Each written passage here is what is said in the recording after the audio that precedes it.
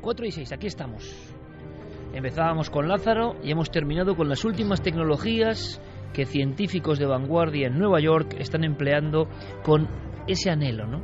Ahí fuera, siempre en la tertulia paralela, Javier Pérez Campos, Fermín Agustí, Santiago Camacho, Carmen y yo nos seguíamos enzarzando. ¿Venceremos a la muerte? ¿La muerte dejará de ser muerte? ¿Viviremos no eternamente, sino el cupo de años que queramos vivir?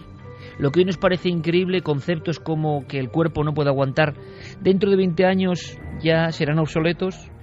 ¿Habrá dispositivos para de alguna forma estar eternamente activos, vivos, con las posibilidades, ¿no?, de tener una vida digna? ¿Cómo se come todo esto con el aparente poco avance contra algunas lacras, enfermedades, virus nuevos que azotan a la humanidad? Es sorprendente, en el fondo es el estado en el que estamos, el estado siempre de incertidumbre de esta especie prodigiosa que hace cosas que, si se analizan fríamente, asombran. También lo de lanzarse los trastos a la cabeza, también lo de estar amenazándose unos a otros. Al parecer había varias estadísticas, las hay, sobre el estado de la paz mundial, y decían, en una noticia de ultimísima hora, como todo lo que os traemos en estas semanas, que en el último año, en 2012, la cuestión de paz mundial había estado mejor que en los años anteriores. Es decir, que se había relajado a nivel global, por supuesto, sigue habiendo conflictos, algunos completamente desconocidos, algunos que no interesan a nadie, pero que, haciendo una estadística, con todo lo malo que tiene globalizar o generalizar, que el mundo estaba un poco mejor. Y en este momento, una de las potencias más temidas por Occidente, Corea del Norte, país singular, del que hemos hablado incluso a nivel de misterio y de conspiración, nos contó Santiago Camacho en la televisión que eran los padres del lavado de cerebro, y nosotros sin quitar ni poner, porque madre mía, después del programa que hicimos, muchas personas, incluso en la prensa, decían que lo que habíamos hecho era atacar al último paraíso comunista, nosotros que somos anticomunistas. Bueno, como nos han puesto ya de todo, pues bueno, mejor que sea así. Lo que contábamos era algo evidente que han vivido compañeros nuestros como John Sistiaga, que quedaba gráfico, ¿no?, en sus reportajes, y que nosotros, como somos absolutamente apolíticos, por fortuna, contamos y ponemos a vuestra opinión, por supuesto, ponemos a vuestro libre albedrío de meteros en ello, opinar, decir, quitar, poner. Simplemente la cuestión es que Corea del Norte es un país singular, diferente, y que es noticia porque si uno lee los titulares contempla que se habla de amenaza atómica, amenaza nuclear. Es más, hay una fotografía de los máximos dirigentes militares y políticos de Corea del Norte y detrás aparece un plano. Y en ese plano unas líneas de balística que de verdad dan miedo, junto a unas letras que, claro, la inmensa mayoría no sabemos leer, y eso da más miedo. Y esas líneas tocan Hawái, tocan Nueva York, tocan Atlanta, tocan diferentes puntos del país de las barras y estrellas. ¿Qué es eso? ¿Es un plan de ataque? ¿Realmente una nación como Corea del Norte está dispuesta a pulsar el botón rojo? ¿Estamos ante ese momento de la historia? Por supuesto hay que hacer otra lectura, que se dice, que se comenta, que hay, que no hay. Santiago Camacho, Corea del Norte, máxima expectación, prácticamente se ha hablado de, en los albores de una terrible guerra. Espero que sean equivocados y exagerados. Pues la verdad es que yo creo que sí. Y de hecho, los titulares muchas veces son muy alarmistas. A veces un titular que pone guerra nuclear ayuda a vender periódicos. Así que qué mejor que recomendar a nuestros oyentes que estén informados de primera mano. ¿Y dónde se pueden informar de primera mano? Hay una página web, es muy sencillo, tomen nota, usfk.mil, M-I-L, usfk.mil. Es la página web de las Fuerzas Armadas norteamericanas en Corea. Ahí se detalla el nivel de alerta de cada zona que patrullan, de cada zona que vigilan los asesores americanos que ayudan al gobierno de Corea del Sur, que asesoran a su ejército. Actualmente, ahora mismo la tenemos aquí puesta, el nivel es bravo. Hay 5 niveles. Normal, nunca ha estado en normal, o sea, eso que no se despiste. Digamos fase 1 sería normal, ¿vale? Alfa, que es su estado habitual, es decir, alfa sería el equivalente en este caso a no pasa absolutamente nada. Bravo, que es el que correspondería a un nivel como el que estamos ahora, de cierta tensión, pero que no es considerado una amenaza directa. Y si en algún momento esa página web pasa a Charlie, y no te digo nada, a Delta, que es el último nivel, que sí sería una guerra, entonces sí que deberíamos empezar a preocuparnos. O sea, hay que poner el botón refrescar en esa web y como ponga Charlie o Delta, vamos, lo llevamos claro, ¿no? Pues la verdad es que sí, porque estaríamos hablando de que esos militares norteamericanos consideran que el nivel de amenaza ya es serio, ya es como para prepararse para una confrontación militar. Santi, ¿por qué pasa esto? Vamos a ver, lo primero también vamos a tranquilizar. No es la primera vez que pasa, no es la segunda, esto pasa con cierta periodicidad. No es la primera vez que el gobierno de Pyongyang declara la guerra al gobierno de Corea del Sur. De hecho, es pura retórica porque oficialmente llevan en guerra 60 años. Lo que tienen es un armisticio, no se ha firmado nunca un tratado de paz, es decir, es un alto el fuego en una guerra que sigue oficialmente abierta. Siempre ha sido Corea del Norte la agresora. Siempre ha sido Corea del Norte la que ha proferido las amenazas en respuesta a lo que ellos denominan provocaciones del sur o de los norteamericanos o de ambos a la vez. En este caso, la respuesta es debida a dos cosas. Cosa uno, hace poco tiempo Corea del Norte hace unas pruebas tanto nucleares como de misiles balísticos y el Consejo de Seguridad de Naciones Unidas establece una serie de sanciones. La más importante, la congelación de activos de las empresas que tiene Corea del Norte vinculadas a la tecnología nuclear que operan y tienen cuentas en el extranjero. Y esto es muy llamativo porque denota también una cosa que los analistas internacionales han notado con cierta atención. Esa sanción se produce en el Consejo de Seguridad de las Naciones Unidas, donde China, el principal aliado teórico de Pyongyang, tiene derecho a veto. Es decir, si China dice esta resolución no sale simplemente porque lo digo yo, y la dejó pasar, lo cual ya denota cierta distancia con las posturas belicistas del gobierno de Corea. China de alguna forma se aparta un poco, ¿no? Sí, de hecho, China está intentando apaciguar a todas las partes, está dando discursos de vamos a calmarnos todos un poco, porque China lo último que desea es una guerra en las puertas de su casa.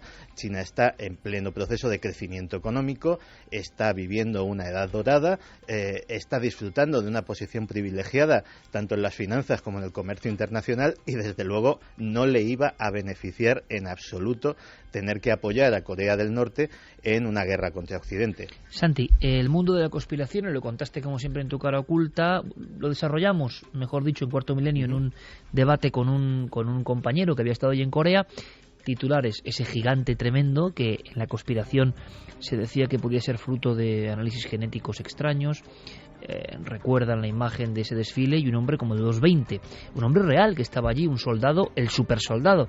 Y siempre se ha tenido la sensación de que en Corea las leyes que imperan en el resto del mundo, leyes por ejemplo sobre la bioética o hasta qué punto hacer cosas por ejemplo con ámbitos tan espinosos como el de la clonación, pues allí no se tienen en cuenta. Leyendas, repito o no, conspiración, acontecimientos tremendos como el seguir experimentando en el ámbito del lavado de cerebro, que nace en la guerra de Corea, y los coreanos del norte, por lo que se cuenta, son expertos en esto.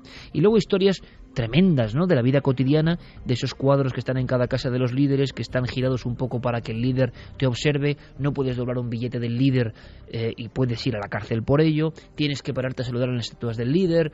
Todas estas cosas que contamos y que dices, no me lo puedo creer, es un país de ficción. Ese ministro de defensa al cual atan y le lanzan un mortero porque no lloró lo suficiente en el entierro y le pillaron borracho. Un mundo que parece de cuento expresionista y que está ahí. Bien, y en el ámbito de la conspiración evidentemente se filtran muchas cosas. Una de ellas es el análisis o la lectura diferente de una foto que ha dado la vuelta al mundo, Santi. Ese mapa que yo comentaba y que alarma porque vemos cómo Corea tiene ya, y además nada de ordenadores, en una especie de pizarrín colocado ahí, cosa que da más terror, la balística y hasta dónde llegarían sus misiles de cabeza nuclear. Bueno, Se ha especulado mucho a ese nivel ya de la contrainformación con esta fotografía, Santi. Pues sí, de hecho en esta fotografía vemos a Kim Jong-un sentado en una mesa, rodeado de 3 de sus generales, revisando lo que parecen ser unos informes y estratégicamente colocado al fondo de la sala, detrás de una enorme mesa de madera, pues hay lo que parece un plano o un mapa. Que tiene, como muy bien has trazado en la imagen del principio, pues una serie de líneas. Lógicamente, pues la gente de la red, los de Corea del Sur, que también leen coreano, han podido leer la leyenda que hay allí y efectivamente son líneas que trazarían las trayectorias de los misiles concretamente a Los Ángeles, Washington, Hawái y Austin en Texas. Eso contradice en cierta manera lo que se sabe del alcance de los misiles coreanos. Hawái sí estaría dentro del radio de acción de los misiles balísticos de Corea, incluso Alaska podría estar en peligro, pero la única incógnita es un misil en concreto que apareció en el último desfile militar, el KN-08, que es un misil móvil, no tiene una lanzadera fija y que los expertos no logran ponerse de acuerdo en cuanto a su alcance y piensan que a lo mejor sí podría llegar, eso sí, con una carga mínima, es decir, con un artefacto muy pequeño, mortal, pero pequeño, sí podría llegar a territorio continental estadounidense, a territorio de la costa oeste o incluso un poquito más para allá. Pero, desde luego, lo que queda claro es el propósito propagandístico de la foto. Es decir, no es un plan secreto. Esas trayectorias estaban allí ¿para qué? Para que se viesen y para que el nivel de amenaza de estamos dispuestos a todo y podemos llegar hasta vuestro territorio, pues se sustancie y sea más real. Los que tienen que estar más preocupados, y de hecho lo están, son los coreanos del sur. Es decir, Seúl está a poco más de 50 kilómetros del paralelo 38.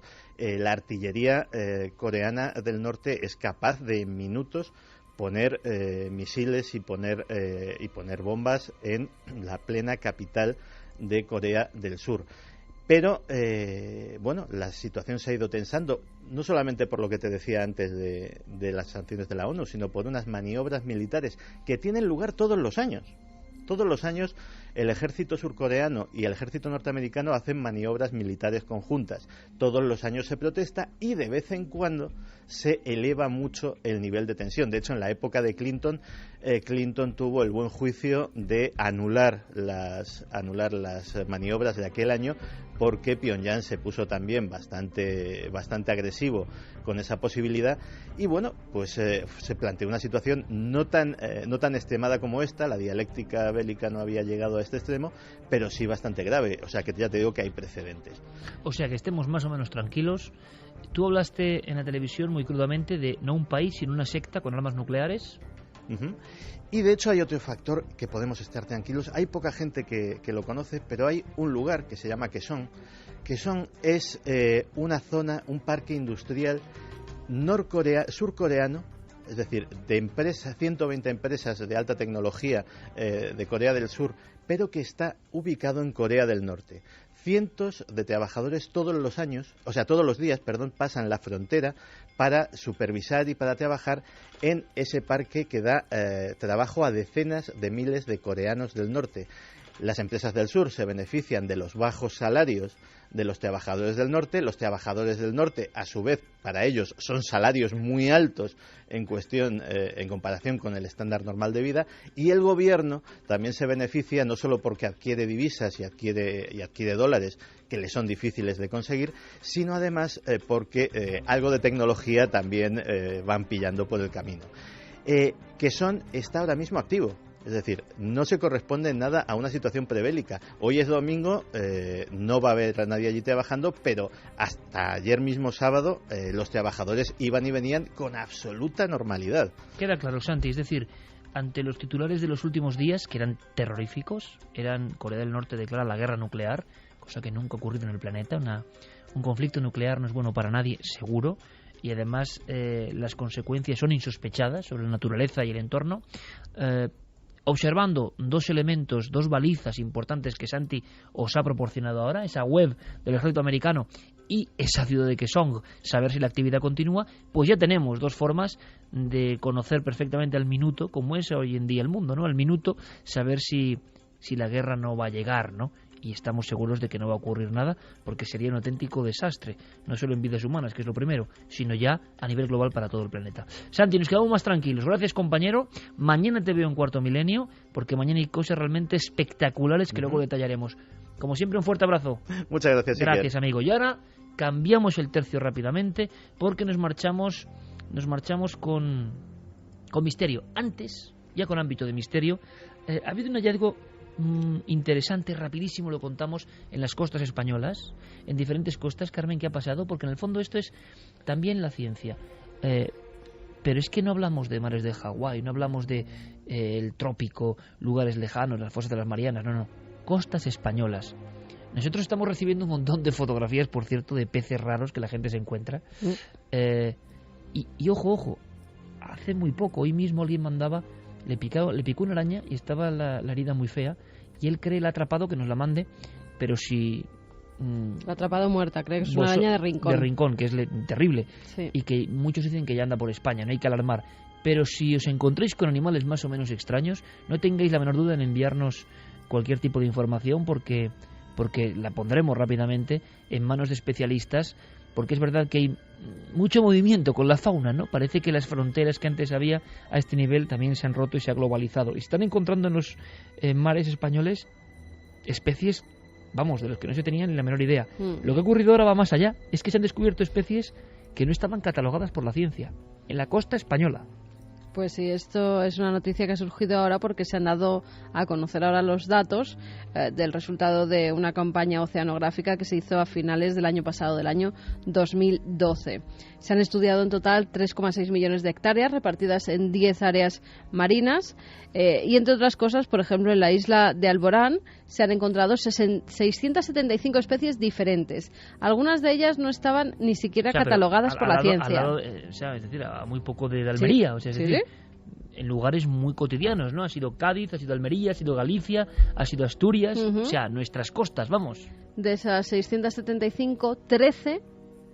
la ciencia no tenía ni idea de ellas. Algún tipo de cangrejo, de estructuras totalmente desconocidas que nunca habían sido vistas por el hombre. En el Banco de Galicia, 9 especies de cangrejo de profundidad, que parece que es un crustáceo anaranjado, que no tiene más de 7 centímetros. Esa, por ejemplo, no se conocía su existencia. También peces que se creía que podían estar en unos mares y que de repente aparecen en otros completamente diferentes. Por ejemplo, el Cantábrico y el Mediterráneo. Bueno, por lo del Cantábrico se han descubierto muchos en el Mediterráneo. ¿Por qué?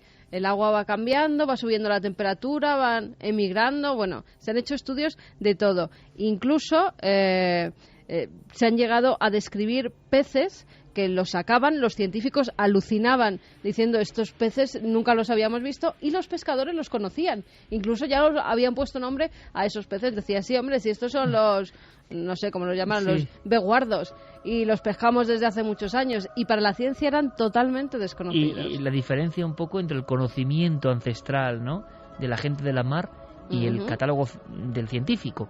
Hemos hablado con Fernando González Sitges, con el que hemos compartido algunas aventuras en alta mar, sinceramente, y junto a nuestro amigo Luis Laria y tanta gente buena del Museo de Ciencias y del Museo de Luarca, y a él no le extraña nada, cosa que nos alegra. Nuestros mares, pero a muy poquitos metros, siguen siendo lugares misteriosos, lugares todavía por descubrir.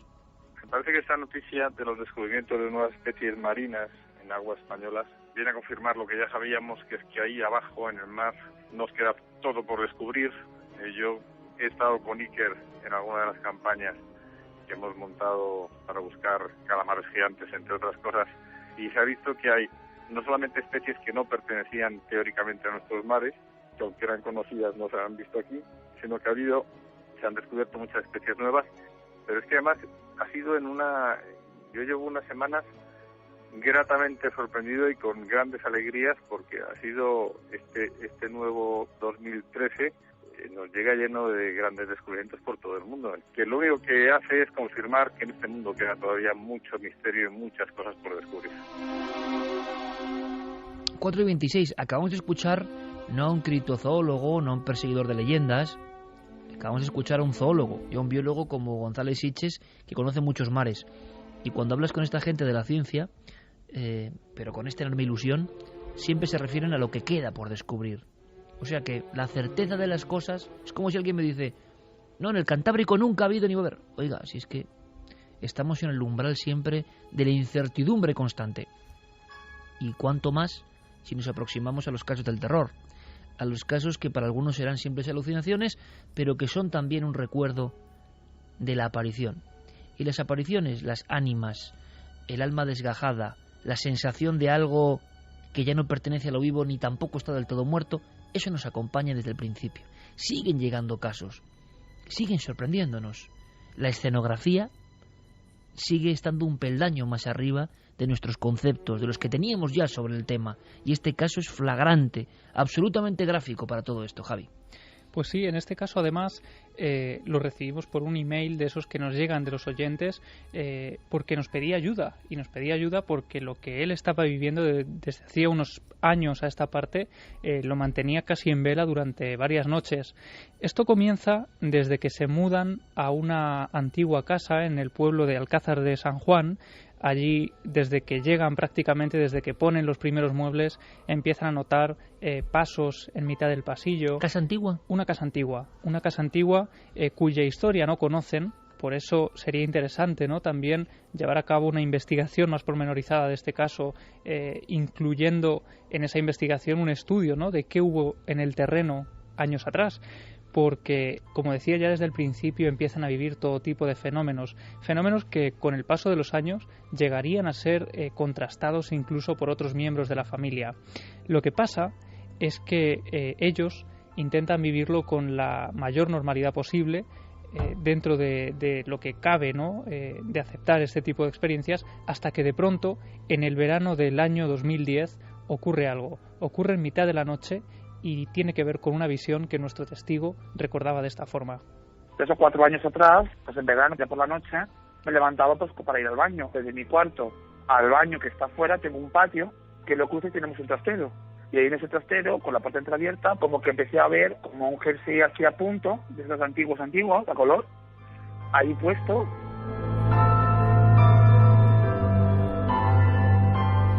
Un jersey de punto, estamos imaginando, visualizando, y de verdad que a mí esto me toca, porque no he mencionado más que una prenda de ropa, no tiene por qué ser nada misterioso, pero ya intuimos que si lo hemos elegido es porque hay un misterio. El típico jersey de punto o de ochos que identificamos, ¿no?, como de niño antiguo. Un jersey flotando en mitad del pasillo, rompiendo la oscuridad de ese pasillo con ese color como marrón. O sea, él lo ve no sostenido ni enganchado a nada en ese umbral del trastero, colgando en mitad, a cierta distancia del suelo.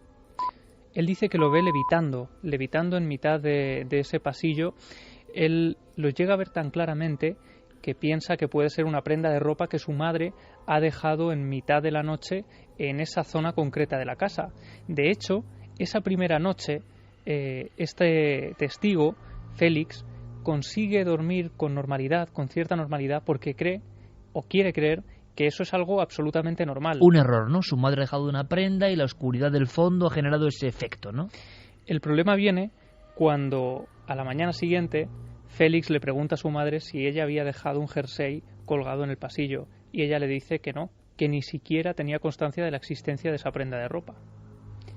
Si quieres, vamos ahora a escuchar cuando unos meses después esa aparición un tanto extraña vuelve a tener lugar y él puede captar nuevos detalles. O sea, hay una segunda noche. A las 2 noches o 3, bueno, por curiosidad, yo voy a acercarme. Me acerco, y mi sorpresa cuando me encuentro entre la puerta entreabierta a un chico de unos 8 años, con el pelo castaño, es que me acuerdo perfectamente, así de pie, con las manos hacia abajo, y un pantalón así de pana marrón. En esa segunda oportunidad y en el mismo lugar donde estaba esa prenda, él ya ve un niño de unos 8 años, ahí, inerte, mirándole como si fuera ajeno a esa realidad que él estaba viviendo, hasta tal punto que hay un momento en el que llega a cruzarse casi directamente con él. y lo llega a ver tan nítidamente que la reacción casi primitiva de Félix es echar a correr a su propio dormitorio, cerrar la puerta y meterse dentro como si fuera el último refugio, ¿no?, ante esa visión. Una visión, Iker, que además se repitió esa misma semana casi durante cada noche. Él sale corriendo por el pasillo. Hay que imaginar la escena también, ¿no? Él sale corriendo dejando a su espalda esa figura, sea lo que sea, llega hasta la puerta de su dormitorio y se encierra ahí. Ten en cuenta además que él desde esa puerta de su dormitorio, de haberla dejado abierta, tenía visibilidad perfecta hacia el pasillo, donde esa aparición seguía allí, y además esa incertidumbre, ¿no?, cuando al cerrar la puerta él no sabe si ha desaparecido o si continúa allí en el pasillo mirando hacia la puerta de su dormitorio. Ahora mismo me está recordando todo esto el espinazo del diablo, o sea, el niño está allí y el niño no se marcha. Es decir, podemos incluso conjeturar si es un niño real que de alguna forma ha accedido a la casa, pero es una parte interior de la casa. Es una parte interior que pertenece a ese pasillo entre el trastero, el cuarto de baño y el dormitorio de Félix, y lo que te comentaba es que ese tipo de visión, esa misma visión, ese mismo niño, se aparece durante cada madrugada de esa semana en el mismo lugar, en el mismo punto y casi a la misma hora, hasta el punto de que esta persona llega a hablar con su familia, a explicarles lo que está ocurriendo, y en un principio ellos se lo toman a guasa, se lo toman a risa, creen que es una imaginación, un que sueño, Félix, una alucinación, una pesadilla. Claro, una pesadilla vívida, ¿no?, casi. Lo que ocurre es que Félix invita a su padre a que esa noche le acompañe para ver si él también era testigo de esa aparición. Al día siguiente yo le digo a mi padre, digo, esta noche te vas a quedar conmigo, lo vas a ver y lo vas a escuchar porque sé que se escucha y además que los pasos, caminar y todo. Ya por la noche lo vimos los dos, pero perfectamente, como puedes ver a cualquier persona, o sea, la veis, me en la cara que la tenía oscura.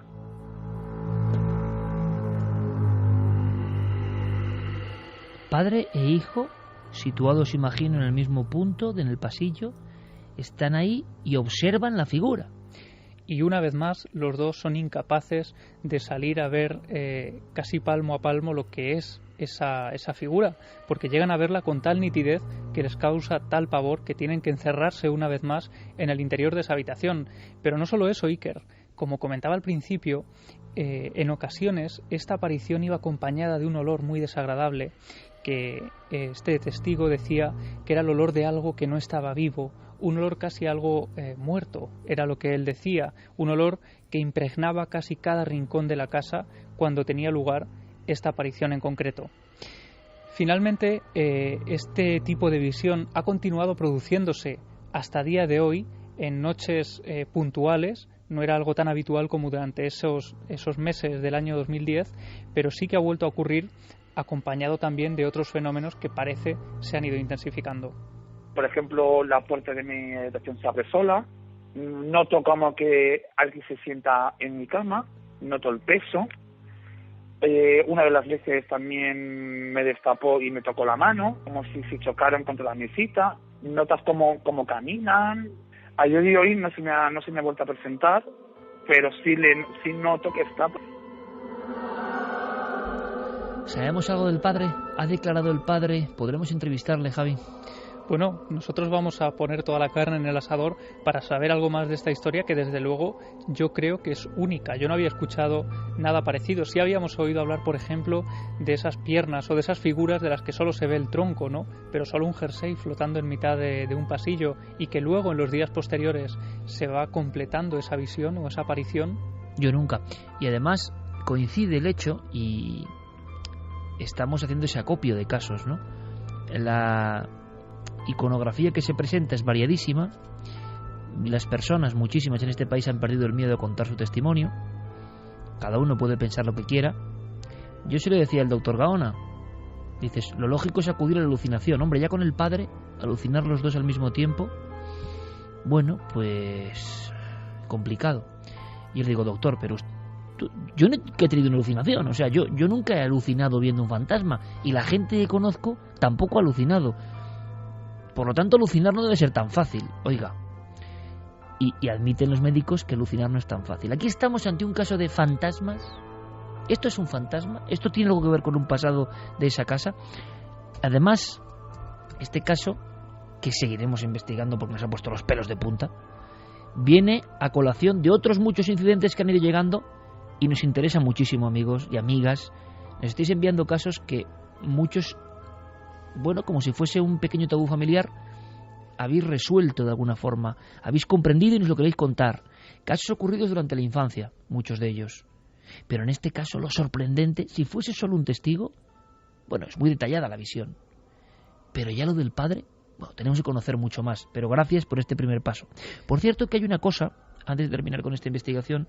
Bueno, dime, Javi, y así yo termino con una cosa, con un anuncio que quiero hacer. No, muy rápido. Ahora mismo, además, acabo de recordar una historia de una persona muy cercana a mí, de Daimiel, que decía que en su casa durante años muchos miembros de la familia habían visto también solo una prenda de ropa. En este caso hablaban de unas zapatillas. Recuerdo esa historia que a mí me marcó, fue hace 2 años y prometo intentar traerla a Milenio 3 en las próximas semanas, porque ella hablaba de unas zapatillas que veían andando por la casa solas, ella no sabía nada de qué podían ser y de repente, hablando con su abuela, contándole aquella historia, esta chica Laura decía que a su abuelo lo habían tenido que enterrar con unas zapatillas de estar en casa porque se le habían hinchado los pies.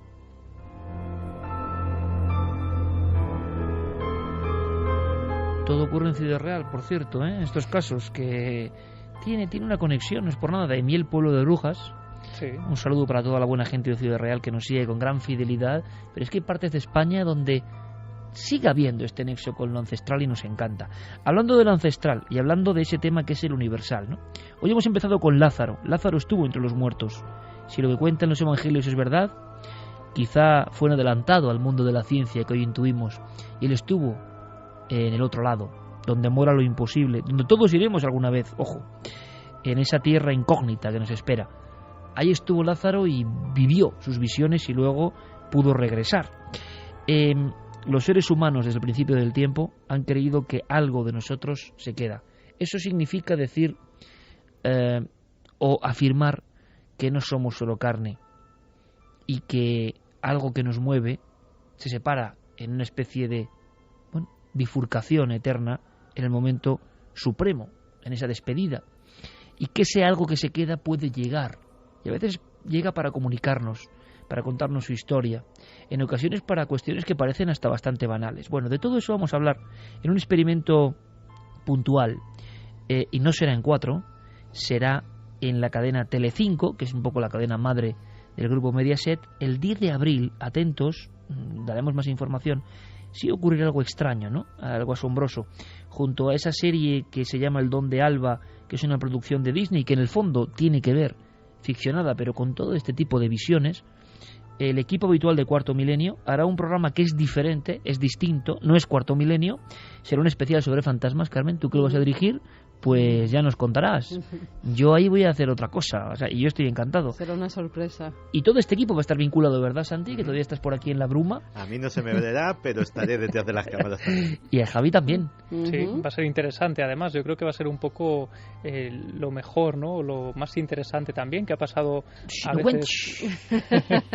No cuentes porque no nos dejan, pero que es un experimento en el que estamos todos metidos, que va a ser interesante seguro, que quizá vaya para otro público y que por supuesto siempre va a ser con el marchamo y la seriedad con la que llevamos 8 años acercándoos a todos vosotros los temas del misterio, y en la Radio 12.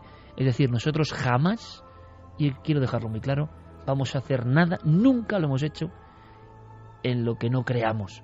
Si estamos aquí tanto tiempo, en la radio y en la tele, es porque este equipo, que es el mejor equipo que alguien puede tener, eso lo digo, y que Carmen va a tener a su disposición como directora de este programa en concreto, es porque siempre hemos hecho lo que hemos creído. Siempre.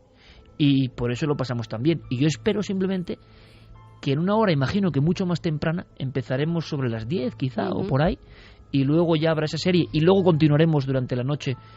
Va a haber tales casos y tales historias que es muy interesante. Y mi agradecimiento, tengo que decirlo, a Telecinco, que es una casa importante, para que nosotros hagamos algo con nuestro criterio, sin ningún tipo de imposición, porque nos conocen para bien y para mal, y saben que nosotros el misterio lo amamos y que siempre vamos a hacer cosas que nos interesen. Y creo que de verdad, como ha ocurrido ahora con Javi, nos vamos a sobrecoger.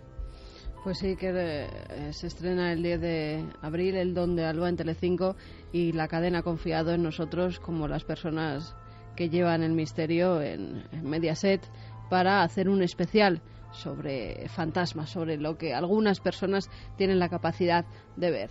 Haremos ese especial, este equipo va a estar muy involucrado y, por supuesto, vamos a pasar 2 horas, serán 120 minutos de auténtico misterio, como siempre, con la seriedad con la que hacemos las cosas. Y con mucha conexión con los fantasmas, que es un tema que podemos tocar fraccionariamente en Cuarto Milenio, porque Cuarto Milenio es un magazine que quiere tocar de todo, evidentemente.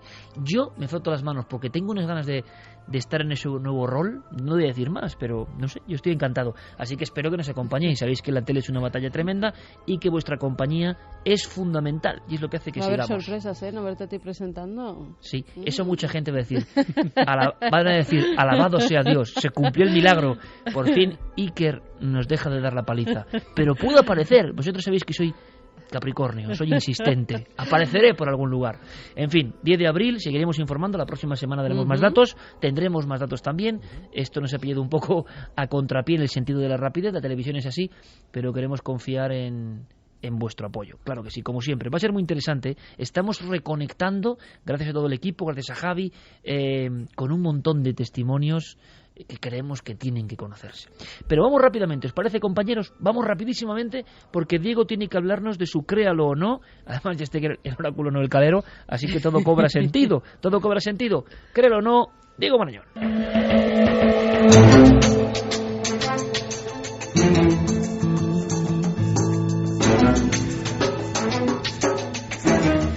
Diego, compañero, buenas noches. Muy buenas noches. Oye, ¿qué tal? Directamente te invito a que vengas mañana a la tele, ¿vale? Venga, me apunto. Porque ha pasado algo tremendo. Expedientes X de la Guardia Civil con apariciones en carretera. Quiero que estés, amigo. Pues ¿aceptas el reto? Eso hay que contarlo. Bueno, después de dicha esta cuestión, después de decir esta cuestión sobre el ámbito de la televisión, ya basta de televisión, vamos con la radio, que es lo que nos ocupa. Teníamos un créalo o no pendiente, Diego. Efectivamente, teníamos un créalo o no relacionado con la radiación y con los niños y con juguetes Iker. Hablábamos de la posibilidad de que algún gobierno determinado hubiese autorizado la distribución, la fabricación de juguetes, de juegos de mesa con elementos radiactivos. Y esa era la pregunta que trasladábamos a la audiencia, si creían que eso era posible o no. Noel, ¿tú qué dices? Juguetes radiactivos para los niños. Venga, No este sabe, es en vivo. se lo Dice está que no, pensando, que no. que es imposible. Y además eso con esa... como quien tira un penalti, no ha hecho ni... O sea, nada, directo.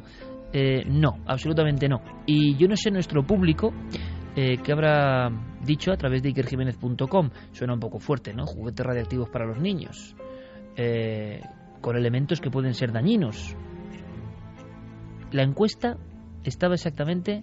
La encuesta está que no se abre porque hoy los ordenadores con eso del cambio de la hora están La tengo así. yo delante, si queréis. ¿La A ver, tienes Diego, tú? Pues cuéntanos. a ver, Diego. La encuesta de esta semana ha quedado con un 65,4% que creían que era verdadero verdadero. y un 34,6% que votaban por la opción falso. Claro, no estuvo Noel, no dio su voto, entonces no ha condicionado. Pero Noel está, nuestro oráculo, cree que es absolutamente falso. Y Pues una vez más, damos la enhorabuena a Noel, porque sigue con su puesto de oráculo invencible, imbatible. pero incluso en vivo, ¿lo has visto? O sea, no Es de una semana para maravilloso. otra, es maravilloso, en Es vivo. maravilloso. Yo confío en él y estoy seguro que de aquí a final de temporada no nos va a fallar ni una sola semana. Grande, porque ya es muy difícil, o sea, evidentemente es verdadero. Evidentemente es verdadero, y no solamente un juego de mesa Iker, no solamente un juguete, sino un montón de juguetes durante la década de los 50, Increíble. que fue pues una década Increíble. especialmente exitosa, ¿no?, para este tipo de material, de todo lo relacionado con lo nuclear. Era un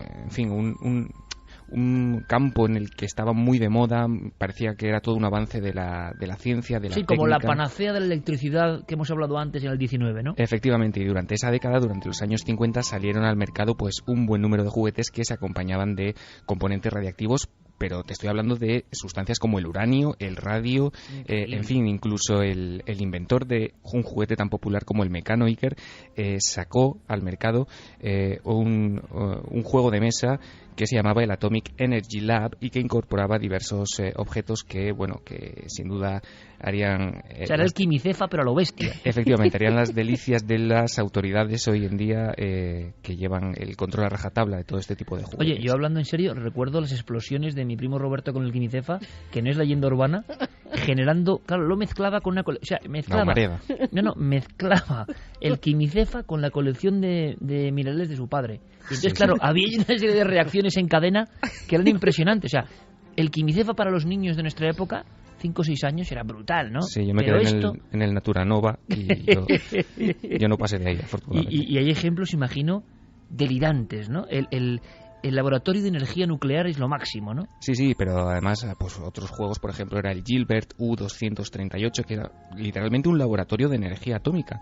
Se vendió durante 2 años, en el 50 y en el 51, y tú podías experimentar, no todo el mundo podía experimentar porque costaba por aquel entonces ya $50, que era pues una cantidad bastante considerable. Así que realmente si se retiró del mercado fue porque no todo el mundo podía permitirlo y no porque las autoridades hicieran nada realmente para eliminarlo.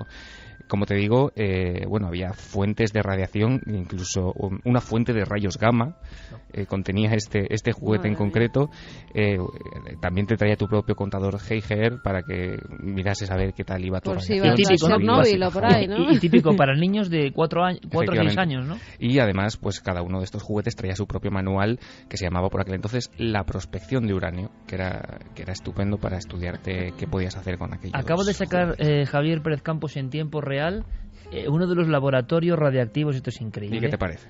Increíble. Además con la terrible cara del niño de Hyper. Es que o sea, ese arte vintage. Ese arte total. Es ese niño que era modelo único. Como un día hay que entrevistar al niño de la nocilla, que para mí fue todo un icono de mi infancia. Seguro que no lo recordáis. Sí, el del Kinder. El del pelo casco. Pero el del Kinder es una versión actual. Pero el niño del pelo de nocilla del año 77-78... Pues estoy escuchando, No, pero me encantaría que nos escribiese, porque esa rebanada, ¿de dónde la sacaba? O sea, eso sí que era algo nuclear. Era una rebanada más grande que su cabeza. Era impresionante, con la doble crema, negra y blanca, ¿os acordáis? Nocilla, qué merendilla. Exacto, y la gente decía, ¿pero dónde está esa rebanada? Era como el eterno trauma de ver en los juguetes los anuncios. El niño cogía la caja, pero tenía la montaña, el río... tenía todo el escenario. Sí, efectivamente. Eran niños de estos que no sabías muy bien si eran niños o muñecos de estos de ventrílogo, porque tenían ese toque... Una extraña expresión. Acartonado. Una extraña expresión. En fin, no sigamos por ahí, pero el mundo del juguete, el mundo de los autómatas, da para mucho. Ha ocurrido algo en Oklahoma, Diego, y lo vamos a dejar por una cosa muy sencilla, porque puede condicionar la respuesta. Perfecto. La leyenda que va a contar ahora, o la verdad que va a contar ahora Diego Marañón, en un flash, nos va a poner a todos de nuevo los pelos de punta. Y todos, cientos de miles de amigos ahora mismo, van a sentir un escalofrío muy especial, porque nos ponemos en el lugar del afectado. Cuéntanos, Diego. Pues el Créalo o no de esta semana va a versar sobre esos peligros que aparecen en los lugares más insospechados, si quiere. En esos lugares en el que ninguno de nosotros podríamos imaginar que tenemos delante una amenaza. Por ejemplo, se ha contado que en diversos lugares, como por ejemplo en las salas de cine, escondidas en esas butacas que están en penumbra, podría haber extraños objetos. ¿Qué extraños objetos serían esos? Pues objetos que están escondidos en determinados huecos de esas butacas y que serían ni más ni menos que jeringuillas hipodérmicas que estarían contaminadas con algún tipo de enfermedad. Jeringuillas que estarían esperando a un incauto paciente involuntario para transmitirle algún tipo de virus, algún tipo de enfermedad contagiosa, y que habrían sido ahí colocadas pues por alguien como dirían en el mundo Brugeril, con aviesas intenciones. ¿Será verdad o será mentira? ¿Quién no ha escuchado esta historia y quién no ha sentido terror y quién en cierta época no ha mirado muy bien la butaca del cine en la penumbra, ¿no? Oráculo, no el Calero, que no. Es que además es rápido, ¿no? Es Billy el niño, que no, él es... Dedo rápido. Yo no sé por qué me hago tantas preguntas, todavía no me pregunto si tengo a Noel enfrente, que sabe rápidamente discernir lo certero de lo falso. Ya lo has visto, Diego, la semana que viene la solución. Perfecto. Mañana será un placer recibirte en Cuarto Milenio, que también es tu casa, para hablar de verdad, yo creo que unos documentos que son históricos. Denuncias de la Guardia Civil, Diego, es para crearlo o no, ¿verdad? Es para crearlo, ¿no? Es para crearlo, ¿no? Denuncias sobre apariciones. Gracias, Diego. Venga, un saludo. Un abrazo muy fuerte. Cómo nos gustan los momentos nostalgia, ¿verdad? Sobre todo a Santi y a mí, a Carmen que se cruje, vamos, con todo esto. Yo, ya que tenemos un micrófono, que vuelva el Pralín. Voy a decir en antena... No, en serio, no, por Dios. Dejadnos que vuelva el Pralín, pero el Pralín de verdad, no el que sacan que es imitación. No. Devuelvan el sabor de nuestra infancia. Yo en mi Vitoria natal o en Villava, donde mi otra familia, y como ¿os acordáis del Pralín? ¿No os acordáis? ¿Tú te acuerdas del Pralín, Santi? Sí, tengo un vago recuerdo. Y me acuerdo ¿Vago recuerdo? ¿Tú que eres mayor que yo? Sí, porque yo era más de nocilla. Vendido en la multinacional. Bueno, no, nocilla está muy bien y todo eso, pero el Pralín era español genuino. La merienda de los hombres fuertes, nocilla. Mitad chocolate, mitad fresa. Sí, terrible. Que no sé Tulicrem. Esa era terrible. Sí, Tulicrem. Oye, hagamos un poco de vintage, que esto nos encanta. Mira. Sí, no, pero... Pedro Abeja nos manda el misterioso niño de la nocilla y ahí está con la gran rebanada. Qué grande, pero yo recuerdo uno que era más como Zipi. Hay una niña que desde luego sí, da también miedo, es tremenda. Da miedo, pero es un dibujo. Pero, ¿os acordáis, nostálgicos del Pralín, por ejemplo? Un día vamos a hablar, en estos minutos más de sueto... Susana dice, el Pralín me lo daba mi abuela. Y hay gente que me ha llegado a decir, que no se acerquen, por favor, que no, que era peor que otras, pero por favor, era el sabor de los niños de los 70, como soy yo, que ya soy muy mayor... Es que era algo que pasa como con la magdalena de Proust. De repente te puede venir en cualquier momento ese sabor o ese olor, ¿no os pasa? Y que te reconecta directamente con la infancia. Sí. Yo creo que no he probado el Pralín en la vida. Bueno, tú te lo pierdes, porque y luego intentan volver a sacar cosas... Me lo daban, a mí me daban nocilla, que siempre además quería la blanca. Sí. Siempre decía, ¿por qué no harán un nocilla blanca? Solo hacen o blanca o negra, pero... O aquel misterio de los dalki auténticos de la antigüedad, casi prehistórica de mi infancia. No, y los triples, ¿os acordáis? No. Con 3 sabores, ¿no os acordáis de esto? Sí. ¿Te acuerdas, Santi? Fíjate que me estaba acordando, hace poco leí la última novela de Stephen King, la que trata sobre un viaje en el tiempo para intentar salvar a Kennedy. Y el genial Stephen King da una nota que yo creo que todos pensamos. Cuando este viajero del tiempo vuelve a los años 60, se da cuenta de que la comida sabe mucho mejor eso es entonces. Un debate brutal. Y hay gente, y yo he visto algunos blogs en la red, por cierto, que hay personas en la red que hacen cosas maravillosas, que es periodismo de primera, pero gente igual tiene un blog sobre chucherías de los años 70. Qué buenas. De verdad, sí que me las sé todas. Claro, y hay 2 teorías alucinantes de la conspiración. ¿Saben más porque nuestro recuerdo genera un impacto mítico en nosotros? Es decir, 2, porque la infancia es un momento en que todo se capta con un esplendor especial. O 3, porque en aquel entonces, y esta me encanta, vamos a decir que las reglas sobre la salubridad o sobre los aditivos era como mucho más permisiva y nos metía, pero con el bazooka, todo tipo de cosas, azúcares, grasas extrasaturadas, pero claro, estaba tan rico, ¿verdad? Oye, pues un día tenemos que hablar de... Claro, yo hablo de lo que yo he vivido, ¿no? Pero había toda una panoplia, pero ojo, en los juguetes españoles de la época. ¿Quién recuerda Montamán, Montaplex? O sea, había cosas... ¿Los sobres esos? Los sobres. Que había uno que salía un platillo volante, sí, que era señor, maravilloso. Sí, señor, el más codiciado, ¿no? Sí. Y la cara era un humanoide. O sea, hay cosas maravillosas que hemos vivido que eran como muy españolas. Yo, Javi en esto pero está vamos, fuera. No, Javi es un chicuelo. Javi es un chicuelo. Muy posterior. Bueno, vamos con nuestros mensajes para terminar. Dice, ¿os acordáis del Casi la Mirinda? Nos lo decía Chris. Que vuelva el Pralín. Yo voy más allá. Voy a ser bizarro a tope seguramente por la gente de Navarra. Yo bebía Kings anterior al Cas. Kings. Eso solo había en Vitoria y que no había. Esto era en Pamplona, Villava. Da igual, pues en Pamplona. Aquí eso no cuya acidez te hacía casi llorar los ojos. Era increíble. Era un zapatazo en la cara cuando tomábamos un Kings. Que cuando estuve en Estados Unidos pude volver a recuperar una cosa que no tomaba desde pequeño. El Royal Crown Cola.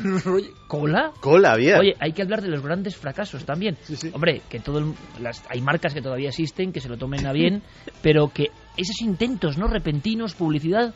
Y luego está el misterio del consumidor, ¿no? Que no quería, pero eso es por fortuna.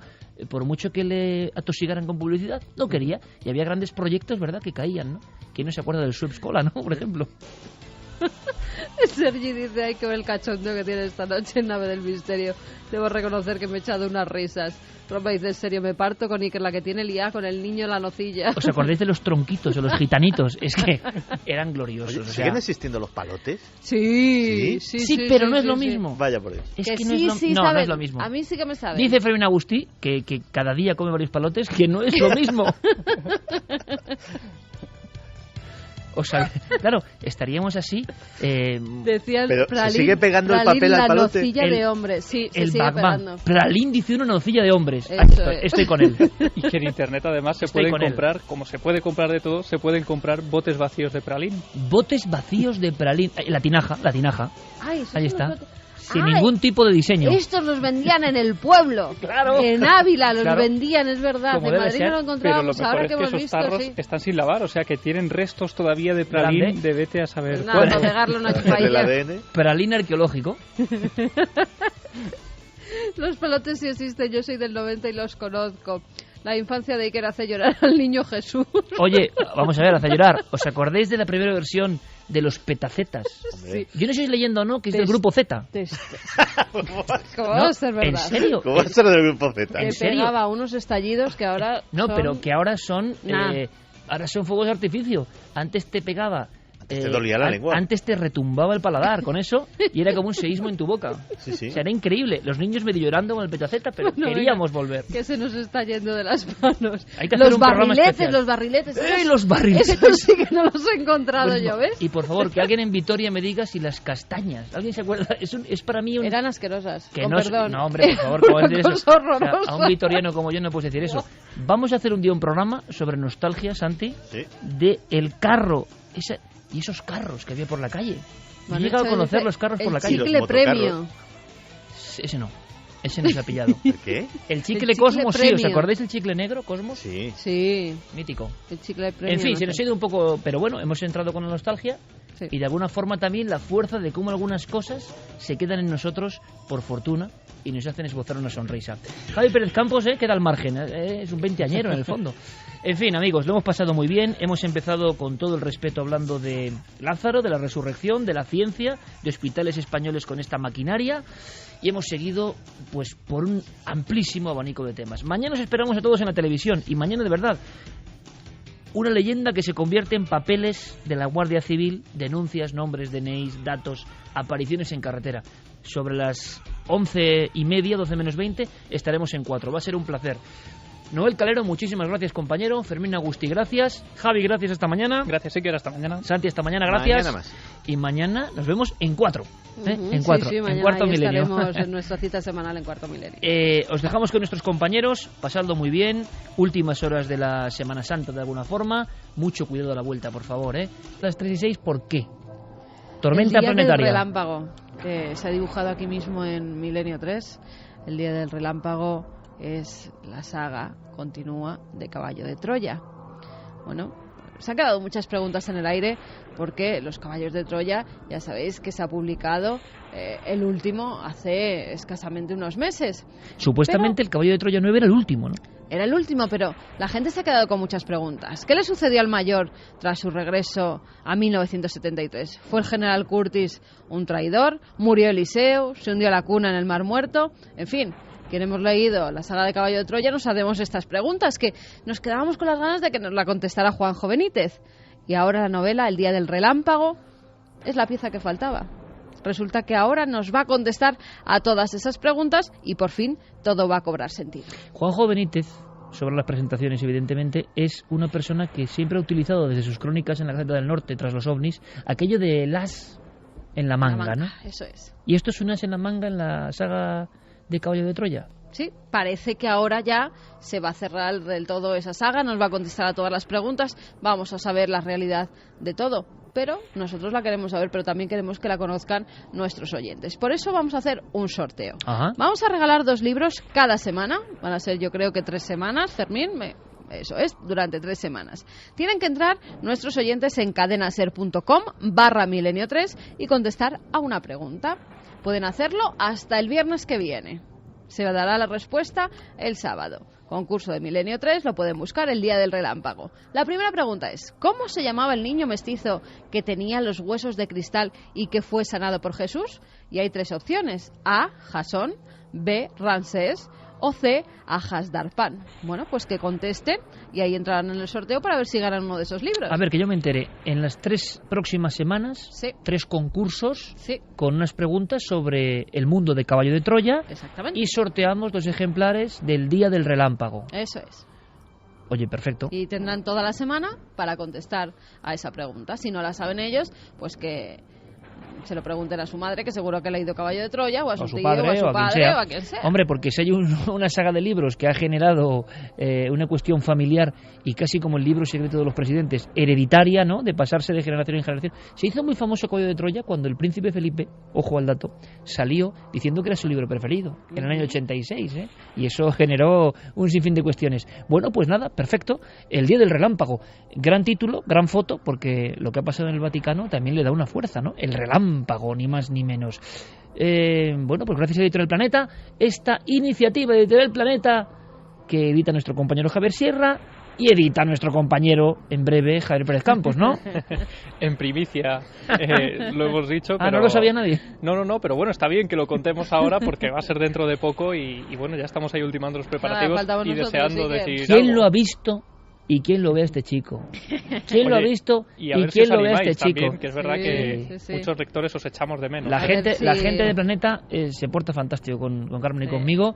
Ahora mismo es imposible, porque pero ojalá lo logremos. Nos Pero tiene abducida, Alma. yo he visto alguna cosa, yo te voy a decirlo, yo he visto alguna cosa de Javier Pérez Campos, no voy a contar nada más, con su nombre y el sello Planeta, y me he sentido muy orgulloso. Me he sentido muy orgulloso de que alguien con 24 años haga ese libro, tenga el sello Planeta, que significa mucho y es mucha responsabilidad.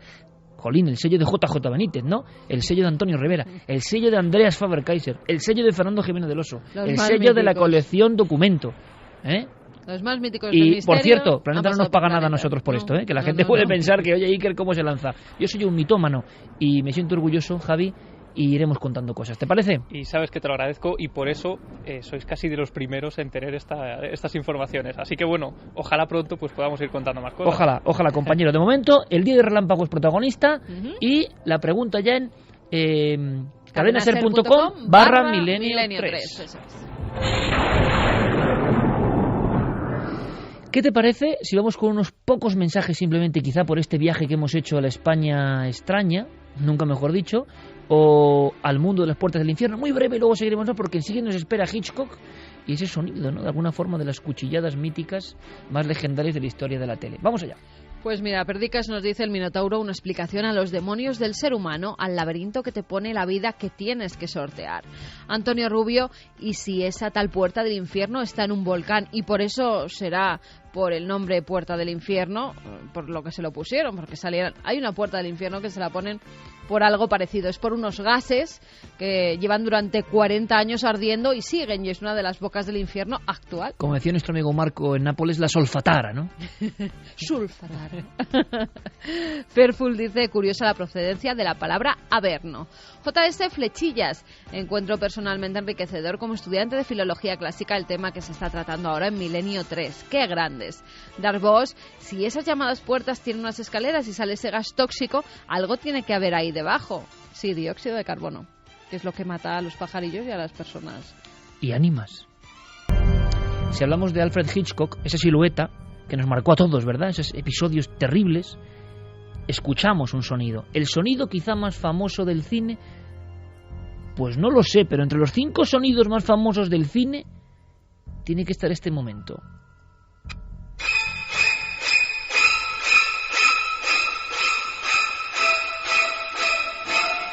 Y yo creo que es que, bueno, todos hemos mirado en la ducha un poco, ¿no?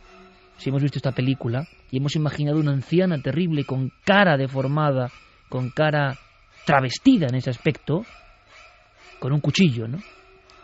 Detrás de esta película, bueno, se ha hablado mucho de esta película y yo quiero hacer ese viaje para conocer algo más. Y ya con lo que me iba apuntando Javier Pérez Campos, que tiene un libro en inglés lleno de posits, lleno de... Es obsesivo nuestro amigo, como debe ser, lleno de posits, de marcas, como aquí toda la familia.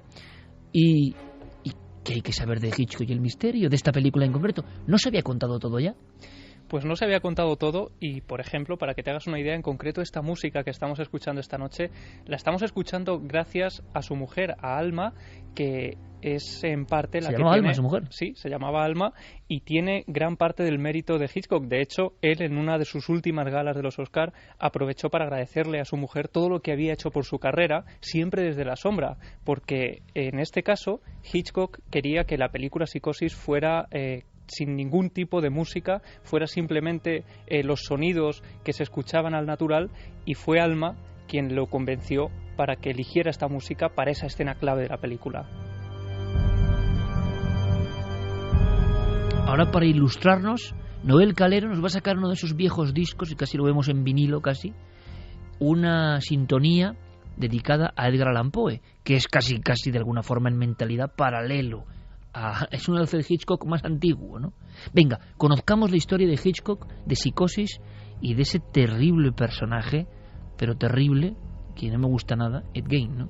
Sí, la historia de Psicosis se remonta a 1957, el momento en el que los periódicos de todo Estados Unidos se llenan con fotografías de este macabro personaje de Ed Gein, que había sido descubierto hacía pocos días, de que en el interior de su granja tenía el cuerpo de una mujer a la que acababa de asesinar, Bernice Worden, que era dueña de la ferretería de ese pueblo de Plainfield, que acabó dándole el apodo de el carnicero de Plainfield, porque cuando los policías que sospechaban de él a raíz de una serie de pesquisas entran en su granja, entran en su casa, se encuentran una serie de barbaridades que él había hecho con cuerpos que había sacado del cementerio, y también con 2 personas que fueran las únicas mujeres que él reconoció haber asesinado.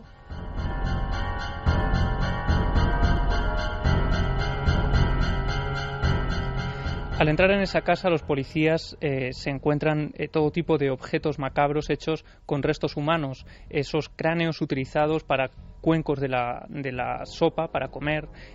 Tomaba sopa en los cuencos humanos de cerebro. En los cráneos de esas víctimas. Había utilizado también pues todo tipo de cosas, labios de la cara, para los colgadores, incluso collares, ropa que se había hecho también con la piel de las víctimas, y lo que más llamó la atención de los policías de la época es que la habitación que había habitado su madre durante años antes de morir estaba completamente tapiada, como si fuera un santuario.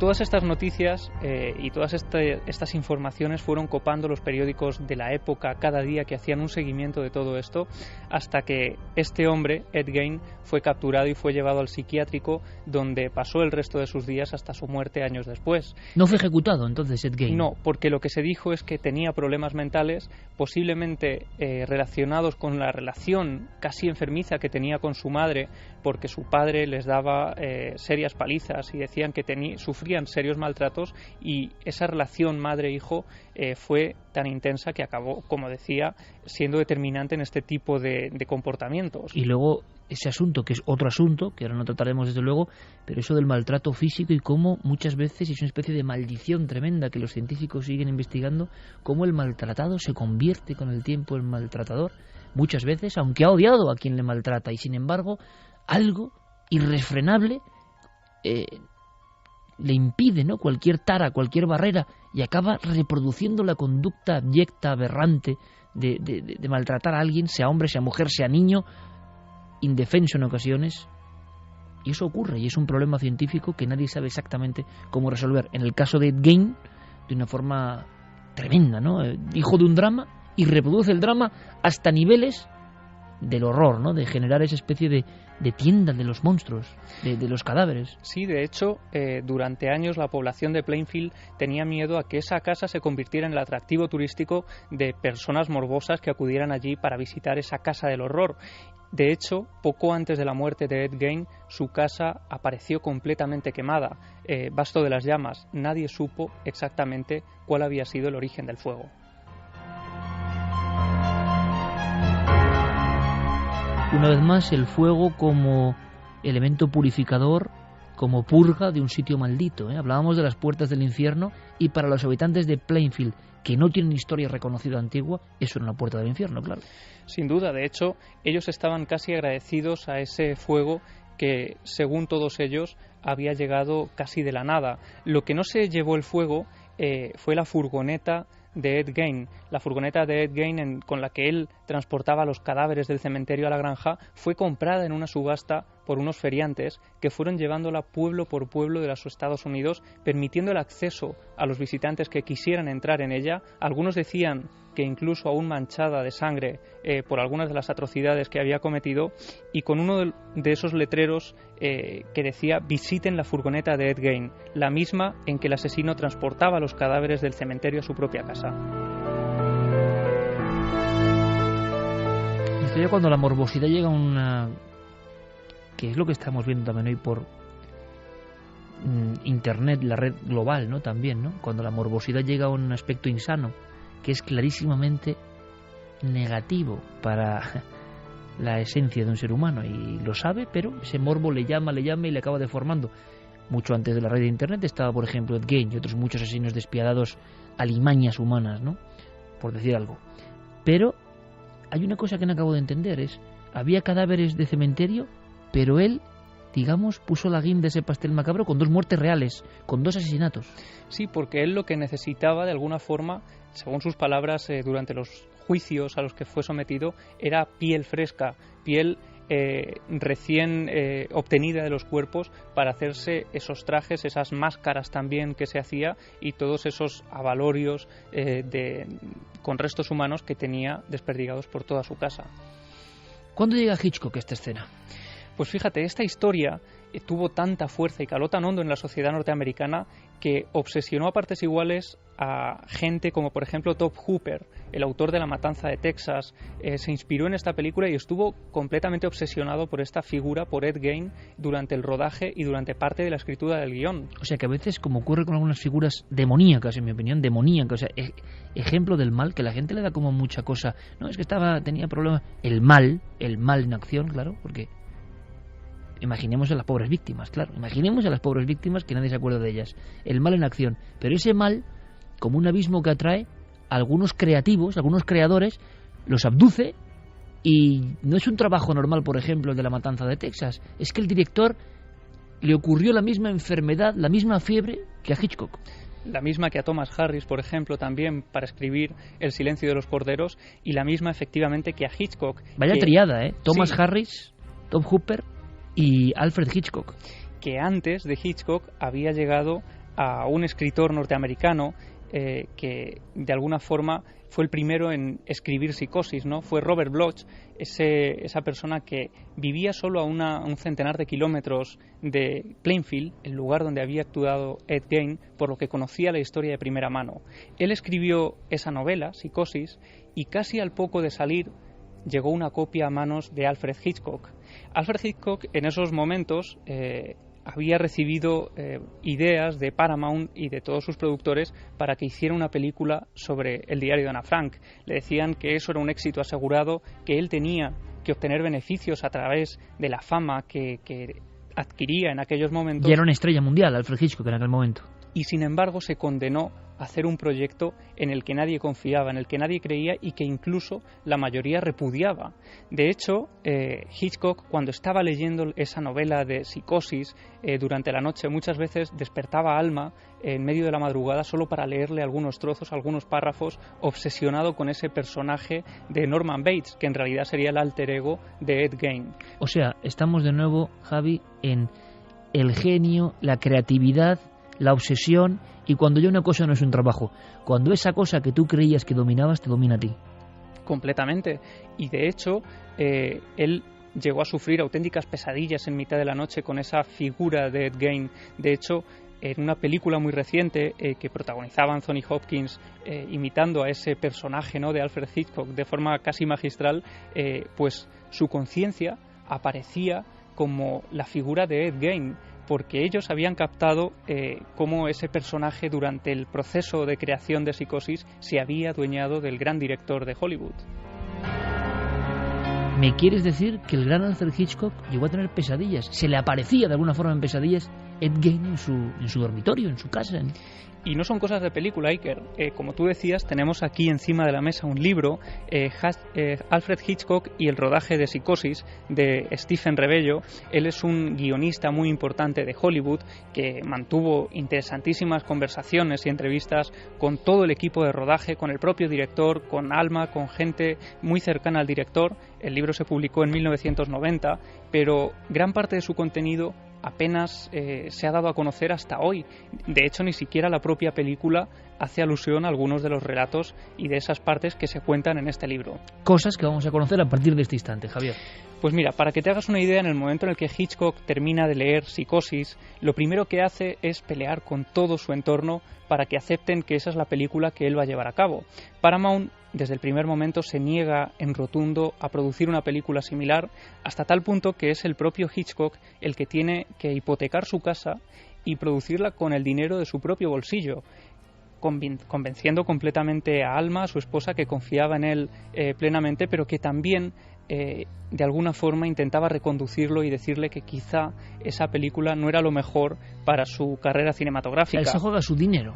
Se juega su dinero y no solo eso. Y su eso, futuro posiblemente, ¿no? Su prestigio también como director, porque era algo completamente alejado a lo que el director venía haciendo de un tiempo a esa parte. Y además, en el momento en el que él decide que va a seguir adelante con el proyecto, manda que la gente de su entorno salga a las tiendas, salga a las librerías y compre todos los ejemplares posibles de Psicosis para que nadie tenga constancia del final. Y estamos ante una escena, yo creo que también muy importante, ¿no? Porque hay una especie de mal global de cuando alguien tiene éxito o es un Hitchcock, decir, no, claro, tenía el apoyo, la publicidad detrás de él.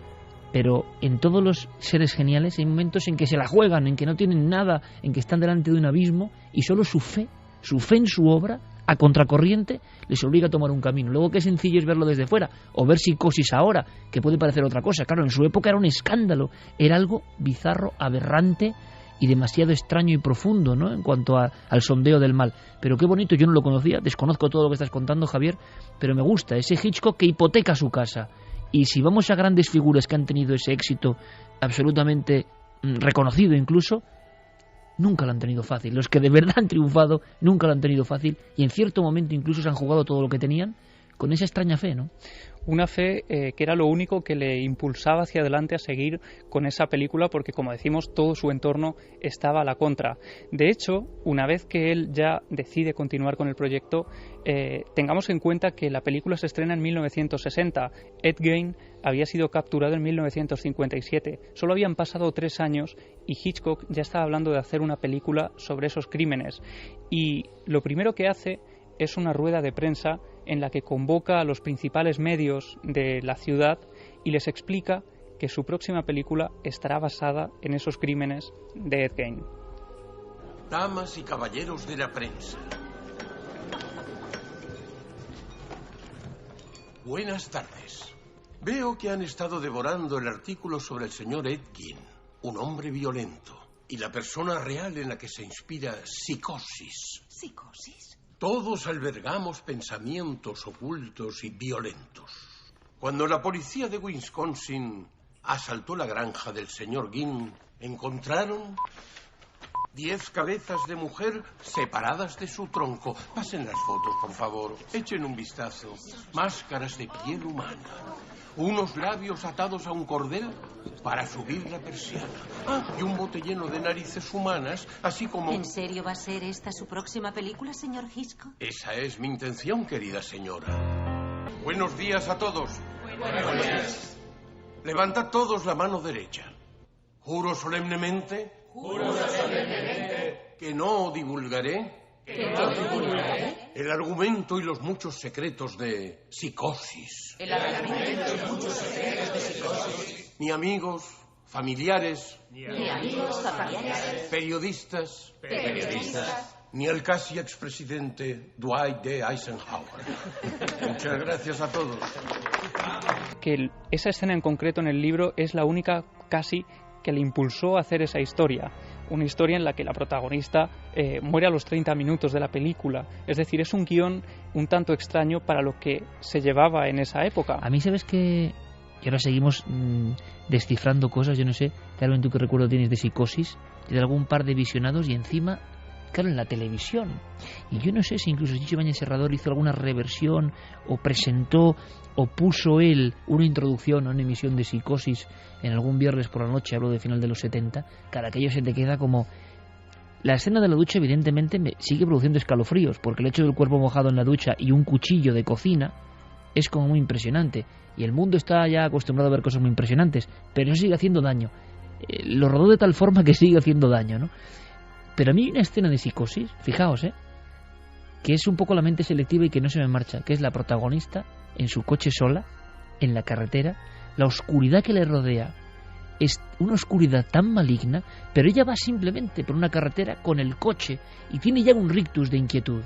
No pasa nada, no hay ningún fantasma en la carretera, no hay ninguna luz extraña, no aparece ninguna sombra, es una mujer en la carretera. Pero claro, si alguien a otro nivel contempla una de las joyas del cine español, que es Muerte de un ciclista de Bardem, de Juan Antonio Bardem, verá algunas escenas de inicio muy parecidas, solo que son Closas y Lucía Bosé los que van en un coche, es el Madrid del extrarradio, es ya el campo, es una escena muy parecida a esa de Psicosis y genera también ese miedo. O sea que imagino que como todas las grandes películas, cada uno tiene su propia lectura, ¿no?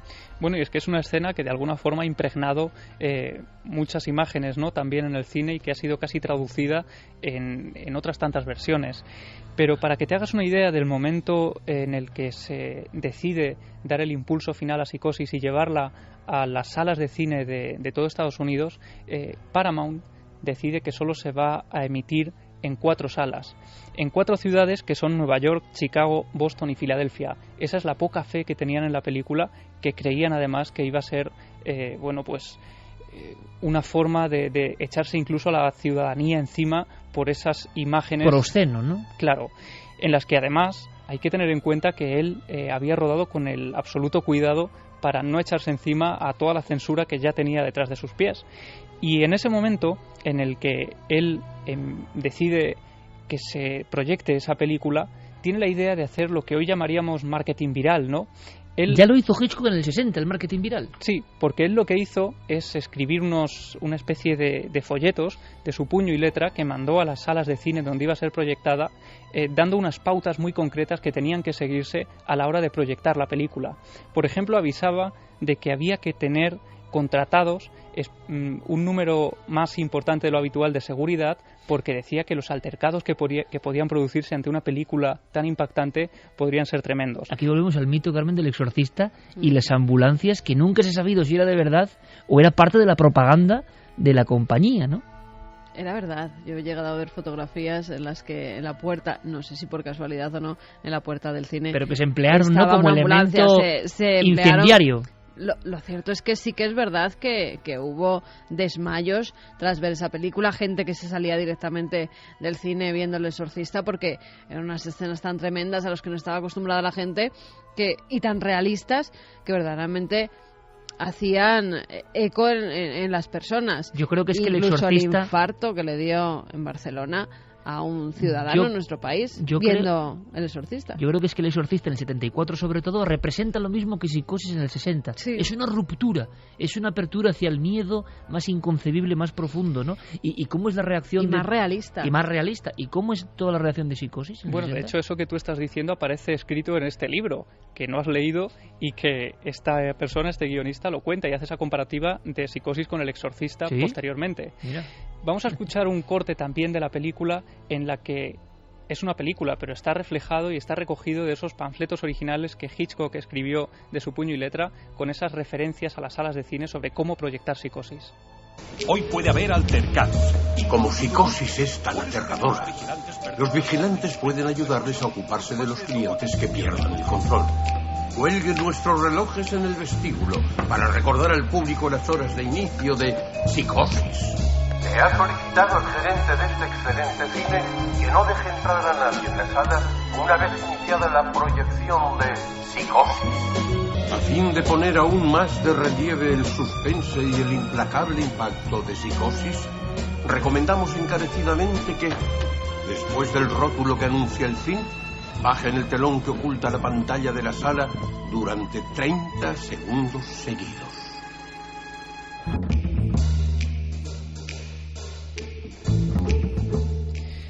finalmente en esa proyección se produjo una serie de cosas que la gente no sabía muy bien explicar y que fueron incluso estudiadas por psiquiatras de la época. Por ejemplo, algunos espectadores aseguraban que en esa escena de la ducha ellos habían visto la sangre de un color rojo muy vivo, cuando la escena se había grabado en blanco y negro. Pero fueron muchos, Iker, muchas personas desde diferentes puntos de Estados Unidos donde se proyectó la película los que aseguraron que esto había ocurrido. Qué interesante la percepción, ¿no? Es el impacto psicológico de tal calibre que alguien ve lo que no está ahí. No, y de hecho era imposible que vieran nada rojo porque la sangre era sirope de chocolate, es decir, que ni siquiera, aunque se hubiera rodado en color, podrían haberlo visto así. Y otra cosa que muchas personas aseguraban haber visto y que aparece en muchísimos estudios, de hecho yo tengo aquí uno de esos que se llevaron a cabo, es que en la película Hitchcock aseguraba que no había rodado ninguna escena en la que se viera cómo el cuchillo apuñalaba a la protagonista, a Marion, dentro de la ducha. Sin embargo, muchos espectadores aseguraban, estaban convencidísimos de que habían visto esa escena, esa secuencia, bueno, ese frame. Yo mismo, ahora mismo, te digo que yo recuerdo lo que es la mente, ¿no? El cuchillo clavándose, pero quizá ahora pienso y digo, una cosa era la imagen del cuchillo y otra cosa la carne de la actriz, ¿no? Claro, el cuchillo en algún momento se ve rozando la piel, pero nunca se le ve atravesando la piel. Y de hecho Hitchcock tuvo especialmente cuidado de no mostrar absolutamente nada de esto. Y da más miedo que cualquier tipo de cosa gore que tú veas ahora mismo, de que le sacan la entraña, no sé qué, que es lo de estas películas de serie Z, y tú ves esto, quizá por la ducha. Hay algunas muy gores. Por eso, pero que esto me impresiona más, no sé, era como muy real, no sé, era muy real. Como tú decías, dolía la escena casi cuando la estabas viendo. Yo la revisionaba hace 2 noches y es verdad que estaba pegado a la pantalla. La cortina de la ducha, la indefensión que uno siente en la ducha, como siente uno cuando está en la sábana en la cama y le puede pasar algo, pues es que se refleja muy bien ese miedo, ¿no? Pues ese miedo se tradujo en una serie de consecuencias que se produjeron a raíz del estreno de Psicosis, cuando ya consiguió un dinero importante y ya empezó a reproducirse y a aparecer en diferentes salas de los Estados Unidos. Por ejemplo, hubo muchas quejas porque se había producido un descenso importantísimo de la venta de cortinas opacas para las duchas de los cuartos de baño. Y también, y esto preocupaba mucho más a la gente del gremio, es que se produjo también un descenso de estancias en los moteles de carretera de todos Estados Unidos. Esto es brutal, o sea, a las personas les empezó a dar miedo, un miedo que no tenían antes, una escena, ¿no? Y no querían quedarse en hoteles solitarios que hay a decenas de miles en Estados Unidos, ¿no? En las carreteras. Sí, pero después llegaron una serie de consecuencias más graves que de alguna forma dificultaron pues que Hitchcock pudiera disfrutar del éxito de Psicosis. Al igual que ocurrió con Stephen King, lo contamos hace unas temporadas cuando publicó la novela Rabia, ¿no? Que muchos habían asesinado con esa novela bajo el brazo, pues lo mismo ocurrió con Psicosis. De hecho, los medios empezaron a hablar de que tras el estreno de la película se había producido un alarmante aumento de la criminalidad, especialmente en contra de las mujeres, y había casos señalados como por ejemplo el de un joven de 18 años, Leo Ripinkowski, que había matado a cuchilladas a una mujer de 40 años y cuando había sido juzgado a cadena perpetua, sus últimas palabras fueron que había visto Psicosis más de una decena de veces e incluso la última vez que la había visto fue unos minutos antes de llevar a cabo este asesinato. Claro, aquí la lección clarísima y brevísima, ¿no?, del poder de la imantación maligna en ocasiones, en mentes complicadas, de una escena, ¿no?, de un impacto. Por eso, tantas veces hablamos de esta aldea global y de impactos constantes, insanos en ocasiones, y que la gente le da igual, pero en determinadas mentes son bomba de relojería. Y ocurrió bastantes veces, más de las que les gustaría al director y a toda la Paramount, ¿no? Henry Adolph Bass acabó a cuchilladas también con 3 mujeres intentando imitar esa escena de la ducha, y uno de los casos más sonados fue el de Mira Jones, la actriz que hacía de doble de luces de esa protagonista que moría en la ducha. Pues esta mujer fue también asesinada a cuchilladas por su vecino Kenneth Dean Hunt, que estaba también completamente obsesionado con la película y más concretamente con esa escena. O sea, la doble de la actriz de la ducha es asesinada por alguien obsesionado con la película. Estamos hablando ya de un ciclo casi de nueva película maldita, ¿eh? y que ha pasado completamente desapercibida. Por eso a mí me llamaba la atención cuando estaba leyendo este libro, y por eso lo tengo lleno de posits, porque aparecen una serie de detalles absolutamente desconocidos y que, sin embargo, podrían formar parte perfectamente de esa lista de películas malditas. Y de ese hombre que empuña el cuchillo se ha llegado a contar algo, se han dicho muchas cosas, ¿no? Y de una vida atormentada después de esa, precisamente de hacer ese protagonista macabro, ¿no?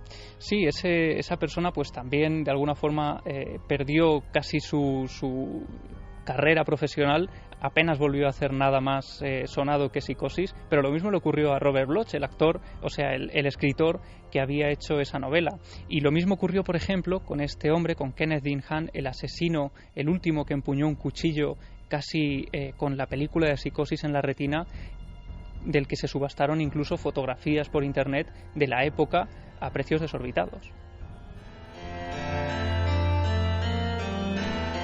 De alguna forma la otra historia, ¿no? La otra historia de una película que monetariamente imagino que al final sí que se convirtió en un éxito, ¿no? Fue un éxito rotundo, y en ese momento, Iker, en el que la película empezó a funcionar como solo Hitchcock esperaba cuando empezó a rodarla, todos empezaron a darle palmaditas en el hombro y a decirle que confiaban plenamente en él desde el primer minuto. La vieja historia, tantas veces repetida, ¿no? De la adulación, pero siempre a toro pasado, claro. Estupenda crónica, Javier. Hemos aprendido cosas de lo que ocurre, ¿no? Con los viejos libros en ocasiones rescatados y que tienen información seguramente de otro escritor que en el 90 hace ese libro que tiene Javi encima de la mesa junto al micrófono, que se obsesionó con esta historia porque esto es una cadena al final, ¿no? Hablamos de miedos colectivos, y si hablamos de miedos colectivos, Carmen, que le voy a dar paso a nuestro compañero Diego Marañón, ¿no? Claro que sí. Vamos allá. Vamos a ver si Diego Marañón nos habla, por ejemplo, de una leyenda que vamos a darla, o verdad, como inicio, y sin que sirva de precedente, primero la encuesta. Nos contó una historia. Noel ya se pone hasta nervioso, claro, porque se le ha vuelto a poner a prueba. Se le ha vuelto a poner a prueba a Noel, y van como... ¿Cuántas semanas llevamos de programa? Llevaremos 30 semanas, por lo menos, ¿no? 30 veces o 25 veces se le ha puesto a prueba a Noel y no falla. No falla en su oráculo inverso. No falla en su oráculo inverso. Diego Marañón, como a nosotros se nos olvida con tanto trajín por la semana, Diego Marañón apunta muy bien cuando Noel dice pulgar arriba, pulgar abajo. Yo recuerdo que el último fue pulgar abajo, si no me equivoco. Diego Marañón, compañero, buenas noches. Buenas noches, Iker, ¿qué tal? Vamos a primero, como decía, ver los datos. En ikerjiménez.com, como siempre, la encuesta. ¿Y qué dice la encuesta? ¿Qué dice la encuesta de la historia de contagio que nos contó Diego? Pues de las más escalofriantes, ¿eh? Ahora recordamos. Ahí, ¿eh? Aquí la gente no tenía nada claro. Verdadera la historia, 53,9%. Falsa, 46,1%. 53 verdadera, 46 falsa. Y era la historia, Diego, que si quieres en un minuto resumimos rapidísimamente, que también daba... Era como Hitchcock y Psicosis, casi hacía daño también, ¿no? Sí, era una historia, una leyenda urbana que se extendió bastante, además, durante los años 80 y principios de los 90, y que decía que en algunas salas de cine, en esa oscuridad, en esa penumbra, cuando entrabas y te sentabas, podrías encontrarte con la desagradable sorpresa de sentarte sobre una jeringuilla que quizá estaba infectada con alguna enfermedad mortal casi. Eso llegó a España con mucha fuerza, se comentó constantemente, como otros muchos mitos o verdades, cuidado, que iremos repasando. Diego, solución del enigma, también cinematográfico. Pues me temo que esta noche nuestra audiencia ha fallado, porque no hay ninguna prueba de que esta leyenda sea verdad, Iker. Y es curioso. ¿Me quieres decir? Bueno, acabo de ver a Noel disimulando detrás de las pantallas y de los múltiples mandos. ¿Sabes lo que estaba haciendo Noel ahora mismo? Y no estoy mintiendo, ¿verdad, Carmen? No. Estaba haciendo así como cuando metemos un gol en nuestros partidos, o sea, con el puño cerrado. Puño cerrado, o sea, parecía ahora mismo, no sé, el mismísimo Santillana o Mejido y compañía. ¿Tú estás seguro de que no hay ningún recorte antiguo por ahí que diga que alguien se pinchó con una de esas agujas? Hombre, a mí me alivia saber que es una leyenda urbana, ¿eh? Yo te aseguro... juraría que he visto algún recorte diciendo que no... Sí, en el periódico de siempre que leías en la facultad, historias del mundo, ¿no? Noticias del mundo. No, en serio. Esta leyenda, además, es muy curioso porque evoluciona, se ramifica... Tu lectura de cabecera en la facultad. Claro. Tú mientras leías a filósofos... Por supuesto. Sí, claro. A ver, Diego, cuéntame. No, que os comentaba que esta leyenda pues tiene varias ramificaciones, y algunas es curioso que se han ido perdiendo con el paso del tiempo, porque, claro, en años recientes, con la expansión de los teléfonos móviles, poca gente o muy poca gente utiliza ya las cabinas. Bueno, pues esta misma leyenda se ha contado, sí, señor, efectivamente, que estas jeringuillas estaban en el orificio por donde te salía el cambio de la cabina. Claro, como esto sí, ya señor, es tan poco usado, pues esto se ha dejado se ha dejado atrás en el tiempo y se ha centrado en los últimos años, especialmente los emails se centran pues en las salas de cine, que es un lugar al que la gente sí que sigue acudiendo. Oye, yo me quedo aliviado en este caso. Bueno, Noel ha triunfado sin duda alguna, pero hay una cosa muy interesante, y es cómo el miedo vertebra perfectamente las cosas. ¿Quién pensará primero esa historia? O sea, donde tú metes el dedo para coger el cambio, o sea, un espacio cuadriculado oscuro donde tú no tienes ningún control y metes el dedo, ¡pam! Ahí está la gente. Y menos mal que la gente, hay que decirlo, no es tan mala, ¿no? O sea, que si esto es una leyenda... Bueno. Es un poco como lo de las cuchillas en las manzanas, ¿no? De Halloween, claro, que parece un poco esa historia también. Bueno, inventada por la misma mente, por lo menos. Descubrieron que en algunos caramelos sí que metían algunas cosas, incluso drogas para los niños, ¿no?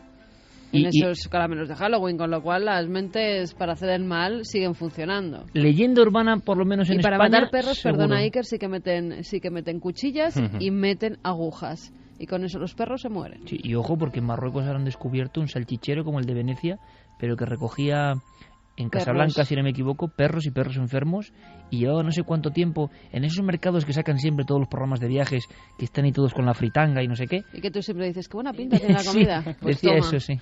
Pues sí, la verdad es que son cosas que dices de leyenda urbana, pues no, de verdad. Bueno, o sea que por lo menos nos quedamos así con una sensación de bálsamo casi, Diego, ¿no? De que eso no hay constatación, excepto en esos bizarrísimos periódicos de la facultad, que reconozco todos leíamos, Noticias del Mundo. Un día habría que dedicar un espacio, ¿no? A esos titulares asombrosos. Por el momento parece que podemos quedarnos tranquilos y seguir acudiendo a las salas de cine. Genial. Nos quedaremos más tranquilos con la siguiente historia. ¿Fallará Noel como es habitual y costumbre y nos dejaría sorprendidos a cierta otra vez? ¿O no? ¿O habrá empezado el cambio de ciclo en el Calero? Pues fíjate, vamos a averiguarlo. Yo creo que, Iker, todos tenemos alguna película que de pequeños, cuando nos asomamos por la puerta del salón y la vemos cuando en una edad en la que no debemos, nos deja bastante impactados. Eso debió pasarte a ti porque te confirmo que lo de Chicho con psicosis ocurrió. ¿Ocurrió? Sí, y tú tenías 8 años, porque esa película, tengo aquí los archivos, se emitió en mis terrores favoritos el 9 de noviembre del 81. Explícame qué hacías tú con 8 años viendo Psicosis. Pues estaba en casa de mi primo Roberto, como no, y estaba viendo, como era más mayor que yo, la película, y me acuerdo perfectamente del salón, la imagen de esa película en blanco y negro, la luz apagada, y claro, y eso no se olvida. Qué bien, Diego, pensé que era un sueño, una pesadilla. No, ocurrió. Bueno, pues eso que a ti te ocurrió con Psicosis, a mí me ocurrió cuando era también muy, muy pequeño, supongo que otros 8 o 9 años, con otro clásico del gore y del género slasher. Me ocurrió con Pesadilla en Elm Street.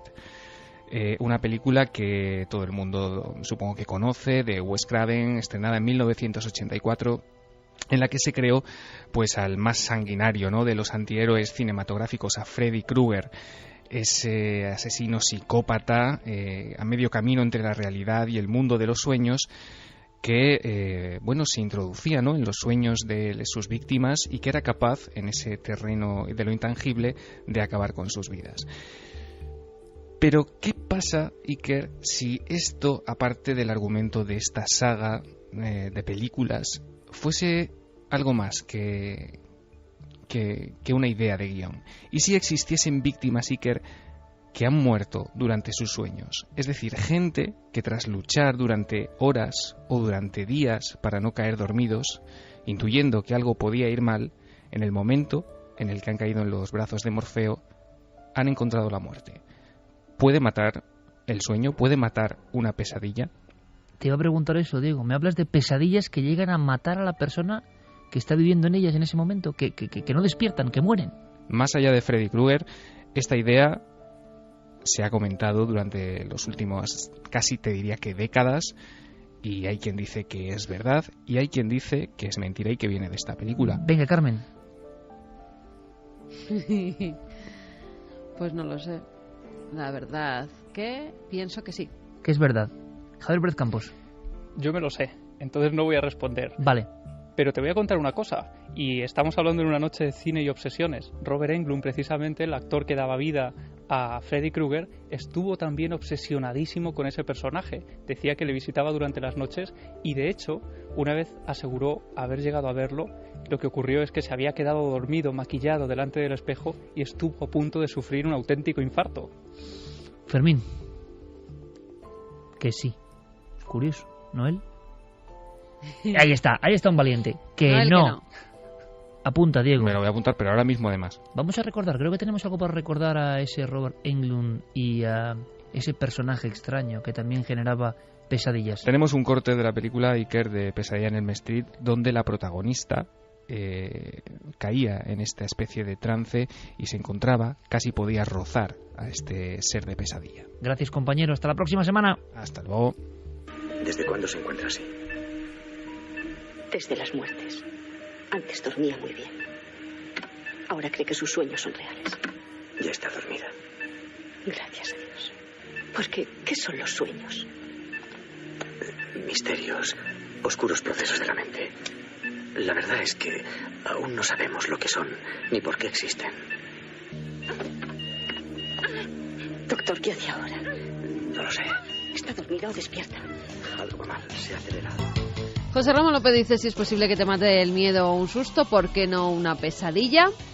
También nos decía Cristian Sancho, anda, Freddy Krueger, ya estamos todos, los oyentes más sugestivos no dormirán esta noche, supongo. Pedro Teruel, en La nave del misterio hablan de psicosis mientras estoy viendo la serie que narra la vida del asesino Bates Motel. Doctor Alban, el gore es lo peor que ha dado el cine de sí. Santiago Romero, lógico, ningún miedo supera al que nuestra mente es capaz de crear. Sergio Basso nos dice que al final de Psico hay una imagen subliminal, una calavera, su madre sobre la cara de Norman Bates. Darvos. O sea, fíjate, hay subliminalidad en el terror antes del Exorcista, que se supone en el 73, las primeras imágenes subliminales brutales, que dan un miedo que vamos, no lo veo yo esa película solo, lo he dicho muchas veces y no la veo, pero el momento en que aparecen las máscaras, que tú lo analizas en un libro de los tuyos, Carmen, de La Iglesia y sus demonios, creo que es, las máscaras blancas que solo son pruebas de maquillaje de la doble, pero colocadas de forma subliminal, es terrorífico. Sí. Darwin nos decía que para ver Posesión Infernal en el cine te dan una bolsa por si hiperventilas. La versión de ahora que han sacado, ¿no? Será otra de esas estrategias de marketing que utilizaba el maestro Alfred Hitchcock, ¿no? Sí, pero en el 60, claro. Bueno, a lo mejor te la dan para vomitar, ¿no? Si puede ser, puede ser. David dice... Con algunas se forrarían con eso. David, que ha nacido un nuevo milenario. El 31 de marzo ha sido papá por primera vez. Quiero que sepáis que Matías es desde esta noche uno más en la Legión Milenaria. Oye, Matías, bendición cósmica milenaria. Exacto, que ello quiere recibir nuestra bendición milenaria, que lleva mucho tiempo escuchándonos y que ha oído que se la damos a otros peques que se han incorporado a la vida y que le parece uno de los gestos más bonitos y entrañables que uno dientes se le puede brindar. Con todo el respeto, nosotros no somos ningunos papas del misterio ni nada de eso, pero, oye... Pero somos papás. Pero, eso sí, pero todo lo que significa milenio, ¿no? Y con esta música de fondo, con alegría, pues oye, una bendición quiere decir todo lo mejor, como decían los antiguos, todo lo mejor para ti, para ese arco y esa flecha que se expande hacia el universo, que es un nuevo ser vivo. Enhorabuena. Y seres que siguen cumpliendo años. Sombra, que comenta muchas veces en nuestros Twitter, pues que cumple años justo esta misma noche. Dice que sería una ilusión que le felicitáramos. Pues ahí va la felicitación. Por supuesto, claro que sí. Y pero a cambio, nos tiene que ver mañana. Eso. En Cuarto Milenio. Y el martes en Telecinco. Sí, es una mezcla un poco extraña, ¿no? Es decir, en Milenio 3 en la cadena SER, en Telecinco el martes, el domingo en 4. Yo estoy seguro que estamos ya en el límite. Lo digo ya, luego que no se malinterprete. Estamos ya rozando la troposfera del hartazgo. Y yo espero que no sea así, porque claro, ya no sé qué os vamos a contar, si llevamos tanto tiempo contando un montón de cosas. ¿Sabéis lo que ocurre? Que cuando creemos que ya lo hemos contado todo y la gente dice, oye, ¿cómo surgen los temas? Y dice, pues simplemente investigando, simplemente observando. Cada semana, lo estamos demostrando este año, pasan miles de cosas. Hay que estar atento. El mundo, aunque a veces sea un sitio bastante desabrido, siempre tiene secretos y misterios si hay ese espíritu, ese alma para percibirlos. Y aprendemos de todo. Hoy hemos viajado a la actualidad terrible de lo que está pasando en Corea y Estados Unidos. Atención, el libro secreto de los presidentes. Hemos viajado con Sánchez Dragó por la España misteriosa y hemos conocido las puertas del infierno. Hemos sabido el